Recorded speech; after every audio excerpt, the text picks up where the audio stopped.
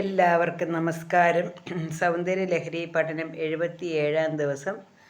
ഓം മഹാദേവിയേ നമ.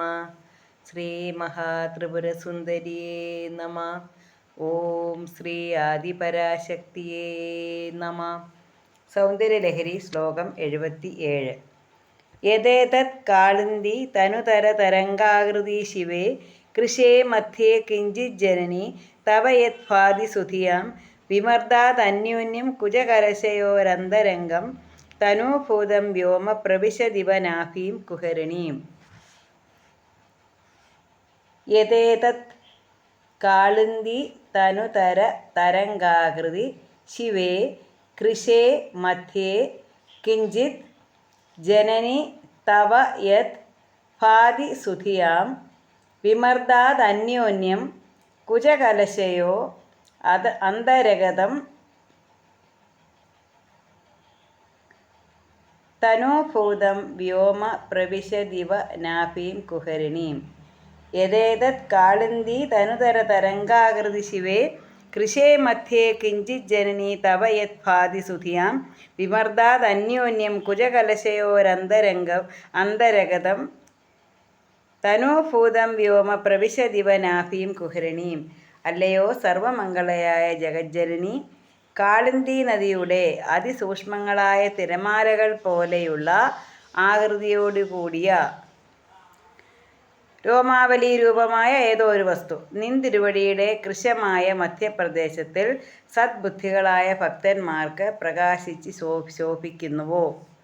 അപ്പോൾ അല്ലയോ സർവമംഗളയായ ജഗജ്ജനനി, അല്ലയോ ജഗന്മാതാവേ, സർവമംഗളേ, കാളിന്തി നദിയുടെ അതിസൂക്ഷ്മങ്ങളായ തിരമാലകൾ പോലെയുള്ള ആകൃതിയോടുകൂടിയ യാതൊന്ന്, രോമാവലി രൂപമായ ഏതോ ഒരു വസ്തു ഇപ്പം നിന്തിരുവടിയുടെ കൃശമായ മധ്യപ്രദേശത്തിൽ, നിന്തിരുവടിയുടെ കൃശമായ മധ്യപ്രദേശത്ത് എന്ന് വെച്ചാൽ ഒരു ഒതുങ്ങിയ മധ്യപ്രദേശം സദ്ബുദ്ധികളായ ഭക്തന്മാർക്ക് പ്രകാശിച്ച് ശോഭിക്കുന്നുവോ?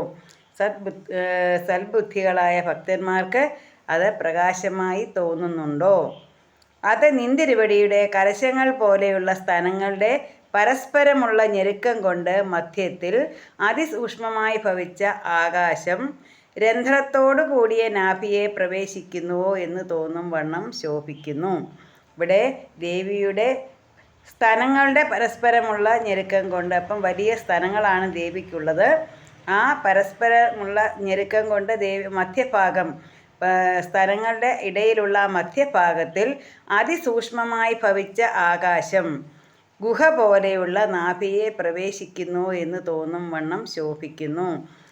എന്താ പറഞ്ഞാൽ, അതിസൂക്ഷ്മമായി ഭവിച്ച ആകാശം രന്ധ്രത്തോടു കൂടിയ ഗുഹ പോലെയുള്ള നാഭിയെ പ്രവേശിക്കുന്നു എന്ന് തോന്നും വണ്ണം ശോഭിക്കുന്നു. അപ്പം ജഗജ്ജനനിയാണ്, ജഗത്തിലുള്ള ഈ പ്രപഞ്ചത്തിലുള്ള എല്ലാ മക്കൾക്കും എന്താണ് സ്തന്യം കൊടുക്കേണ്ട അമ്മയാണ്. അപ്പോൾ അമ്മയുടെ സ്തനങ്ങൾ വളരെ വലുതാണ്. അപ്പം കലശങ്ങൾ പോലെയുള്ള സ്തനങ്ങളാണ്, ഇപ്പം കുടങ്ങൾ പോലെയുള്ള സ്തനങ്ങളാണ്. ആ സ്തനങ്ങളുടെ പരസ്പരമുള്ള ഞെരുക്കം കൊണ്ട് അതിൻ്റെ മധ്യത്തിലുള്ള അതിസൂക്ഷ്മമായി ഭവിച്ച ആകാശം രന്ധ്രത്തോടു കൂടിയ നാഭിയെ പ്രവേശിക്കുന്നു എന്ന് തോന്നും വണ്ണം ശോഭിക്കുന്നു. ശ്രീദേവിയുടെ, ഇവിടെ പറയുകയാണ്, ശ്രീദേവിയുടെ രോമാവലിയെ കുജകലശങ്ങളുടെ അന്യോന്യ സമ്മർദ്ദത്താൽ മധ്യേ അതിസൂക്ഷ്മമായി ഭവിച്ച ദ്രവദ്രവ്യം പോലെ കീഴ്പോട്ടൊഴുകി നാഭീകുഹരത്തിൽ വീഴുന്ന ആകാശരൂപേണ വർണ്ണിച്ചിരിക്കുന്നു. ആകാശം നീലനിറവും മൂർത്തിമത്വമാണെന്നാണ് കവി വർണ്ണിച്ചിരിക്കുന്നത്, കവിയുടെ ഭാവന. അപ്പോൾ ഇവിടെ എന്താ പറയുന്നത്, സർവമംഗളയായ ജഗജ്ജനനി, അപ്പോൾ ജഗത്തിൻ്റെ ജനനിയായ അമ്മയുടെ സ്തനങ്ങളെന്ന് പറയുന്നത് വളരെ വലുതാണ്, കലശങ്ങൾ പോലെയുള്ളതാണ്. അതിൻ്റെ പരസ്പരമുള്ള ഞെരുക്കം കൊണ്ട് മധ്യഭാഗം മധ്യഭാഗം അതിസൂക്ഷ്മമായി ഭവിച്ച ആകാശം താഴേക്ക് ഒഴുകി വന്ന് ഈ ഗുഹ പോലെയുള്ള നാഭിയിൽ പ്രവേശിക്കുന്നു എന്നാണ് ഇവിടെ പറയുന്നത്. ശ്രീദേവിയുടെ രോമാവലിയെ കുജകലശങ്ങളുടെ അന്യോന്യ സമ്മർദ്ദത്താൽ മധ്യേ അതിസൂക്ഷ്മമായി ഭവിച്ച ദ്രവദ്രവ്യം പോലെ കീഴ്പോട്ടൊഴുകി നാഭി കുഹരത്തിൽ വീഴുന്ന ആകാശരൂപേണ വർണ്ണിച്ചിരിക്കുന്നു.